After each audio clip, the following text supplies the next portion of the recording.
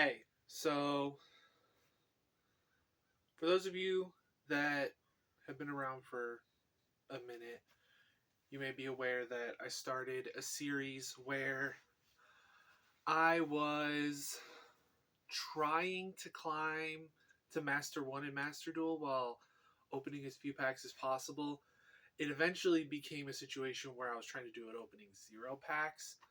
Listen, the Salamangreat structure deck has everything in it. And at that point, like, you only need a few cards to be playing the deck at full power. Like Craft, the Access Code Talker, the Hand Traps, the Update Jammer, a few extra like utility cards, and you're off to the races, right?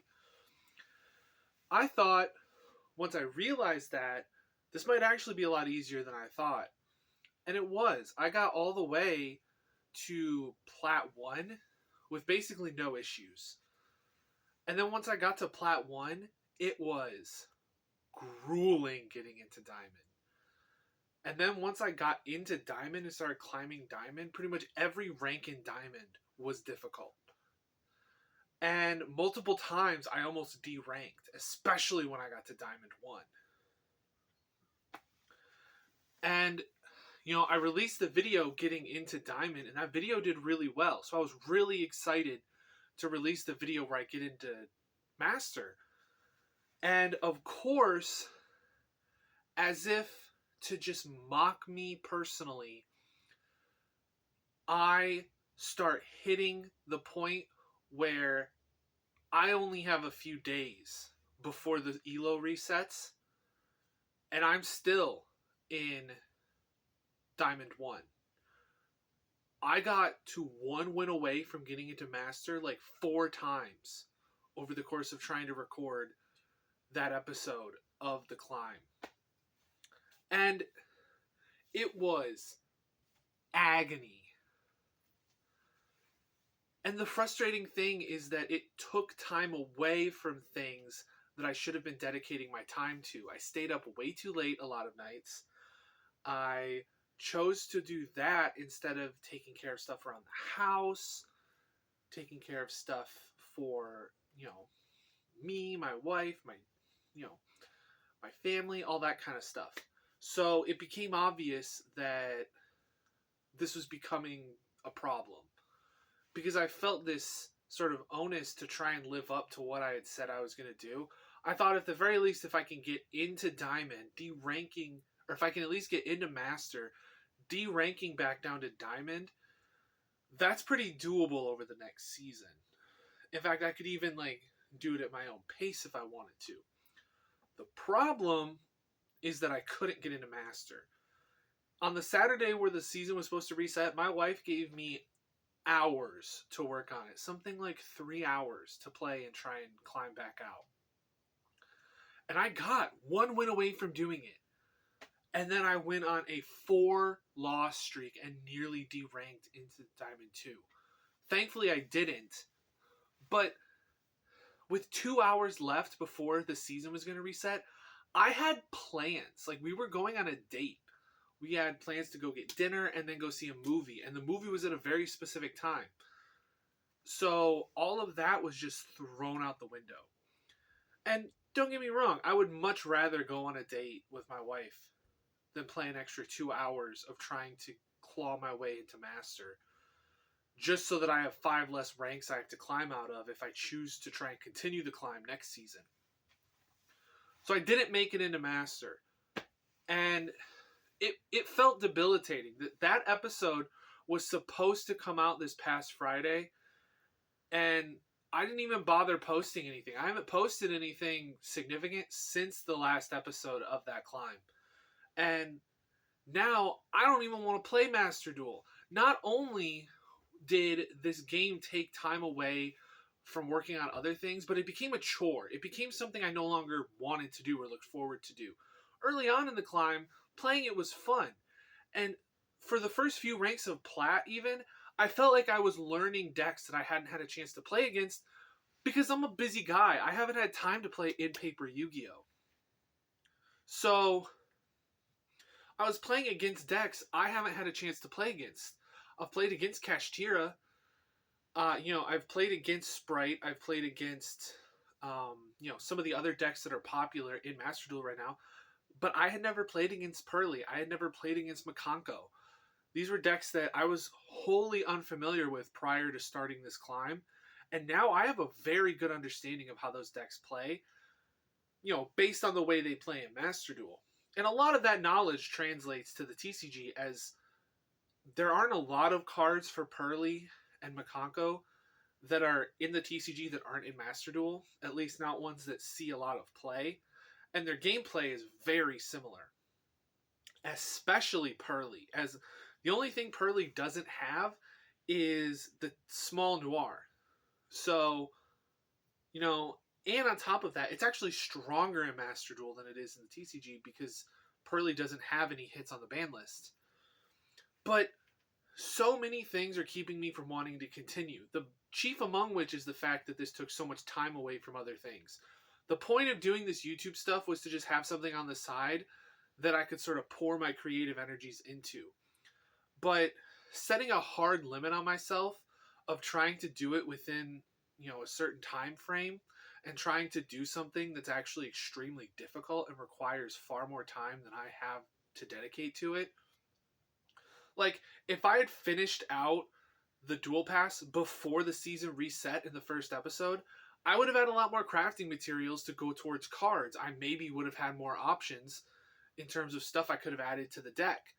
On top of that, if I was able to finish this season's Duel Pass, I would have had an extra Ultra Rare. If I had allocated my crafts better and not wasted like 20 or 40 points decrafting super rares that I had so that I could craft other super rares, I could have more of them. And in addition to that, if I had known that the climb later on would be far more difficult than it was in the early seasons, I probably would have spent a lot less time in the lower ranks and actually shotgunned my way through the rest of it. Because early on, I was trying really hard to still get points off of losses, and that was a huge mistake. Especially knowing how Salamangreat stacks up in the format right now. When the new Salamangreat support comes out, the Salamangreat of Fire and the Raging Phoenix rank 4, and maybe the Tuner, when those cards come out, the deck is going to become a lot stronger, as you have consistent access to both traps on turn 1. But the problem is that those cards aren't in the format, and Salamangreat is a 2019 deck still. As it exists in Master Duel, it's still functionally like a late 2019, early 2020 deck. And it has access to some things it didn't have historically, and it has access to Maxi as a result of it still being legal in Master Duel. But that's also true of every other deck. Like, it also has to play through Maxi multiple times.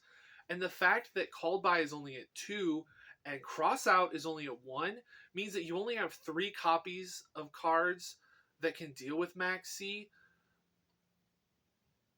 consistently. You have 6 if you count you have 6 if you count the Ash Blossoms. But the fact is that, that is a very high likelihood of drawing just 1. But if you're having to use the Ash on the Maxi, then you don't have the Ash as an interruption on your opponent's turn. In addition to that, if you Called By your opponent's Maxi, any Maxi you have in hand can't be used on the next turn. Meaning that there's now a lot of situations where it becomes kind of problematic. In addition to that, almost every good hand trap is an ultra rare. Like, even the really basic ones like Effect Veiler, ultra rare. Imperm, ultra rare. Maxi, ultra rare. Ash, ultra rare. I think even cards like Ghost Mourner and Ogre, also ultra rare. You have super rare alternatives, things like DD Crow, and I think the Bestials are super rares. But the problem is that those cards aren't as impactful in as many scenarios. And the power of Maxi is being able to draw into hand traps, especially in a deck like Salamangreat, where the point is that you have a very tight engine where you have 1, 1.5, 2 card combos, and then the rest of your deck is non-engine.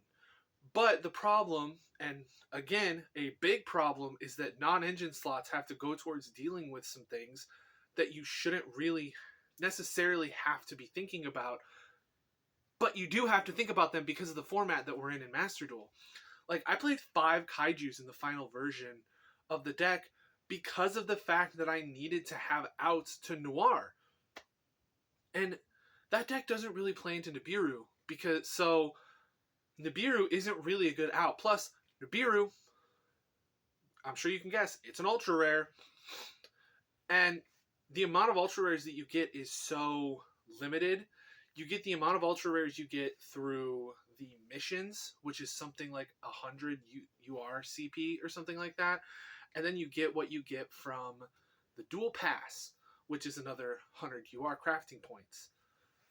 All of that being said, I ran into a pretty huge issue with certain decks just going over the top of me. But I also ran into an issue of bricking.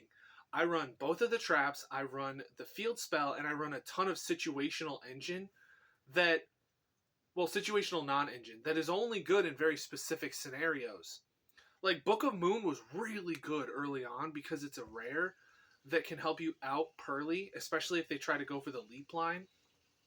And I was playing Enemy Controller because it was a really good card going into certain matchups where I had to deal with, like the Kashtira main deck monsters or Shangri-Ira or something like that. So that was really interesting. And the fact that Diablosis was in the format meant that the fact that I could only afford 1 copy of certain extra deck monsters was a huge detriment to me, because people were constantly banishing my access code talker and banishing my Mirage Stalio sometimes.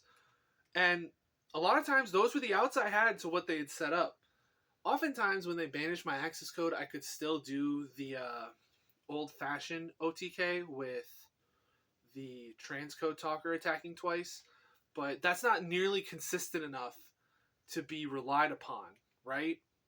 So I ran into a pretty big issue of not having enough resources to allocate slots for cards that were going to win a lot of games in certain scenarios. The fact that it was a best of 1 format meant that my deck had to deal with back row decks. It had to deal with decks that could bring up a towers, and deal with decks going second, all while still having enough engine in the deck to be able to play the game going first and not feel like I have a bunch of dead cards in my hand.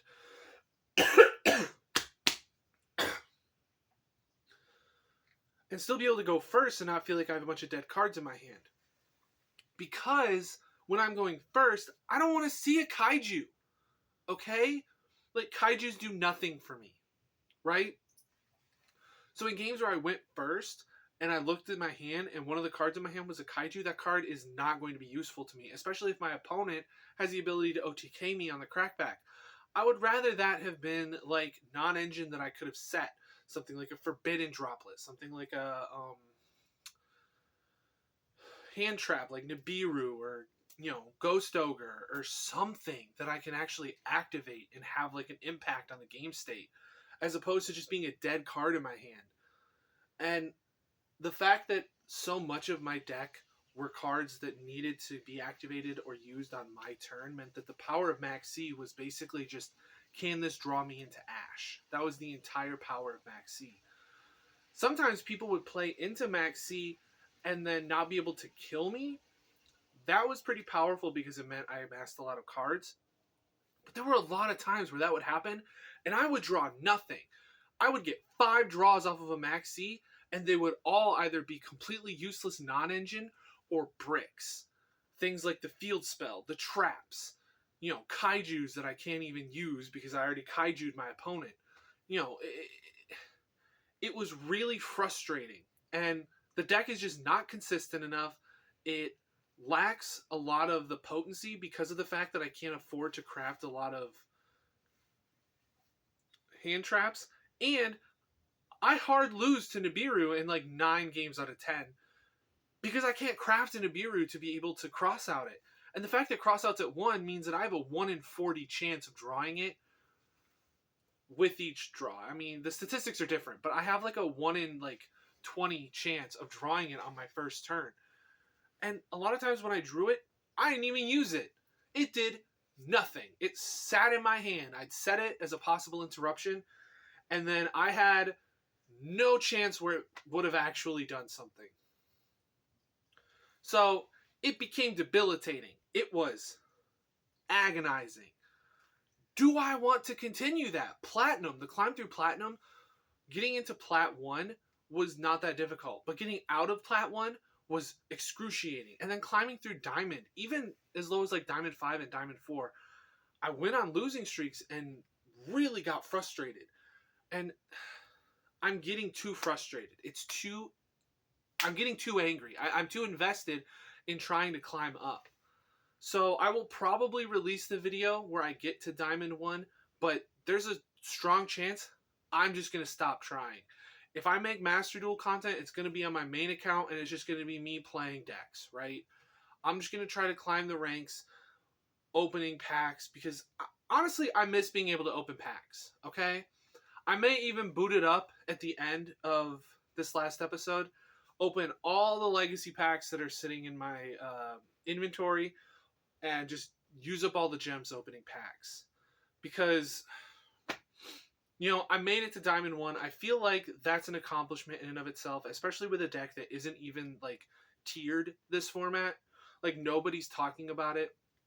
And I was playing a suboptimal build of it. So, I failed the climb. We may try it again in a future format, but the fact that a Rise Heart's coming means that Salamangreat is not good, folks. I mean, it hard loses to a Rise Heart pass. I mean, I can kaiju it, sure, but if it's the exact same problem I run into with Pearly. If I don't draw one of my 5 kaijus, then I got nothing I can do, right? Because nothing really deals with it. I mean, am I back to playing Book of Moon? Then I have cards that are bad going into other matchups. Like, what does Book of Moon do against a 7 material Noir, right? Yeah, but also, what does a singular kaiju do going into a full power sprite board with like 5 points of interaction? There are like 3 must kaiju cards on that field, but I can't play something like Lava Golem or Sphere Mode because I need my normal summon. So, you know, I think there are things that I could have done differently that might have made my chances of finishing this a lot easier. Maybe at some point in the future I'll try this again. I'd love to see if this inspires other people to try it out, but for now, I'm is there a towel in here? Yeah, but whatever. I'm throwing in the towel. And if somebody else wants to pick up the mantle of trying to beat Master Duel in as few packs as possible, be my guest. It is hypothetically possible with 0 packs, but you basically need to play the game nonstop and constantly be grinding, trying to hit those like really lucky moments where you get like 4 games in a row playing against the absolute worst players in existence, or playing against decks that Salamangreat has an excellent matchup against. Like, there are decks that Salamangreat just does really well against. And honestly, the frustrating thing is there's a lot of decks that Salamangreat has a horrible matchup against. And one of those decks, I hate to say it, one of those decks, Trap Tricks.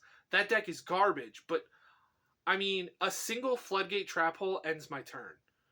And if you have a Floodgate Trap Hole set and you have a Rafflesia that's able to activate one from deck, I can't deal with that unless I draw back row removal plus kaiju. And even then, there are times where they're able to, you know, end on multiple Rafflesias. That's terrifying. So, I don't know what the point of this video was other than to just let you all know that I did fail the climb. And this is a spoiler for the episode that's going to be coming out, but I just needed to let you all know what's going on, and that's part of the reason why it hasn't come out yet. I haven't edited a lick of it, because I'm just debilitated and sad and unable to do anything. So, if you want to see more content, hit that subscribe button. I will be doing more Master Duel content. I'm going to a locals this weekend. It's going to be a box tournament that also has the trophies, and I'm going to try hard that tournament. I'm not gonna say publicly what I'm gonna play. It's obvious to the people that pay attention to me on like the Facebook groups and stuff. But yeah, I'm I'm not feeling great about that Master Duel climb, folks. It was not good.